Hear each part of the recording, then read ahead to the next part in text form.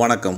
Ambit capital என்ற ஆய்வு நிறுவனம் ஒரு முக்கிய கணிப்பை வெளியிட்டுள்ளது. அதன்படி 8வது ஊதியக்குழு அமல்படுத்தப்படும் பொழுது மத்திய அரசு ஊழியர்களுக்கு 30% முதல் 34% வரை சம்பள உயர்வு கிடைக்க வாய்ப்பு உள்ளது. இதை சாதாரணமாக நினைக்க வேண்டாம். உதாரணமாக, உங்களுடைய தற்போதைய சம்பளத்தில் 30% அதிகரித்தால் அது உங்கள் மாதாந்திர வருமானத்தில் மிகப்பெரிய வித்தியாசத்தை ஏற்படுத்தும். ஓய்வூதியதாரர்களுக்கும் இது ஒரு நல்ல செய்தி. சரி, எப்பொழுது இந்த சம்பள உயர்வு கிடைக்கும் அப்படின்னு பார்த்தீங்கன்னா, இப்போதைக்கு 8வது ஊதியக்குழு எப்பொழுது அமைக்கப்படும் அல்லது அதன் பரிந்துரைகள் எப்பொழுது அமலுக்கு வரும் என்று அதிகாரப்பூர்வ அறிவிப்பு எதுவும் இல்லை. ஆனால் இந்த சம்பள உயர்வு 2026-27 நிதியாண்டில் அமல்படுத்தப்படும் என்று ஆம்பிட் கேபிட்டல் எதிர்பார்க்கிறது. 7வது ஊதியக்குழு அமைக்கப்பட்டு அதன் பரிந்துரைகள் அமல்படுத்த சுமார் 18 மாதங்கள் ஆனது. அதே போல 8வது ஊதியக்குழுவும் அமைக்கப்பட்டு அறிக்கை சமர்ப்பிக்க சில மாதங்கள் ஆகலாம். அரசு ஊழியர்களுக்கு ஒவ்வொரு 10 வருடத்திற்கும் ஒரு முறை ஊதியக்குழு அமைக்கப்படுவது வழக்கம். சரி, இதனால் அரசிற்கு எவ்வளவு செலவாகும் அப்படின்னு பார்த்தீங்கன்னா, இந்த சம்பள உயர்வால் மத்திய அரசுக்கு சுமார் 1.8 லட்சம் கோடி கூடுதல் செலவு ஏற்படும் என மதிப்பிடப்பட்டுள்ளது. இது 7வது ஊதியக்குழு அமல்படுத்தப்பட்ட போது ஏற்பட்ட செலவை விட அதிகம். தற்பொழுது அகவிலைப்படி என்பது அடிப்படை சம்பளத்தில் 55% உள்ளது. ஆனால் 8வது ஊதியக்குழு அமல்படுத்தப்படும் பொழுது இந்த அகவிலைப்படி 0 மீட்டமைக்கப்படும்.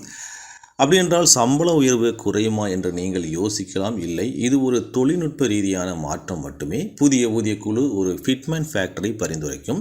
இது உங்கள் அடிப்படை சம்பளத்தை அதிகரிக்கும். உதாரணமாக, 6வது ஊதியக்குழுவில் அடிப்படை சம்பளம் 7,000 இருந்த பொழுது மொத்த சம்பளம் 15,750 இருந்தது. 7வது ஊதியக்குழு 2.57 என்ற ஃபிட்மென்ட் ஃபேக்டரை பயன்படுத்தியது. இதனால் குறைந்தபட்ச அடிப்படை சம்பளம் 18,000 உயர்ந்தது. அதே நேரத்தில் டிஏ 0 ஆனால் மொத்தத்தில் 14.3% உண்மையான சம்பள உயர்வு கிடைத்தது. மற்ற படிகள் சேர்த்தவுடன் முதல் வருடத்தில் 23% அதிகரித்தது. இதே போன்ற ஒரு முறைதான் 8வது ஊதியக்குழுவிலும் எதிர்பார்க்கப்படுகிறது. இந்த சம்பள உயர்வு அரசு ஊழியர்களுக்கு மட்டுமல்ல, நாட்டின் பொருளாதாரத்துக்கும் நல்லது.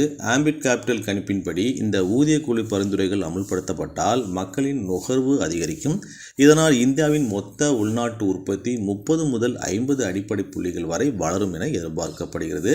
ஓய்வூதியதாரர்களுக்கு முக்கியமான தகவல் என்ன அப்படின்னு பார்த்தீங்கன்னா, 8வது ஊதியக்குழு ஓய்வூதிய நிதியிலும் ஒரு பெரிய மாற்றத்தை கொண்டு வரலாம். 2026 நிதியாண்டில் அறிமுகப்படுத்தப்பட்ட ஒருங்கிணைந்த ஓய்வூதிய திட்டம் கீழ் ஊழியர் ஓய்வூதிய நிதியத்திற்கு அரசின் பங்களிப்பு சம்பளத்தில் 14%லிருந்து 18.5% உயர்ந்துள்ளது.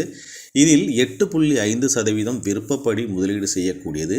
அரசு உலகளாவிய சிறந்த நடைமுறைகளை பின்பற்றி இந்த விருப்ப பங்கை பங்கு சந்தைகளில் முதலீடு செய்தால் பங்கு சந்தைகளில் ஆண்டுக்கு சுமார் 24,500 கோடியிலிருந்து 46,500 கோடியாக ஓய்வூதிய பணம் அதிகரிக்கும் என்று மதிப்பிடப்பட்டுள்ளது.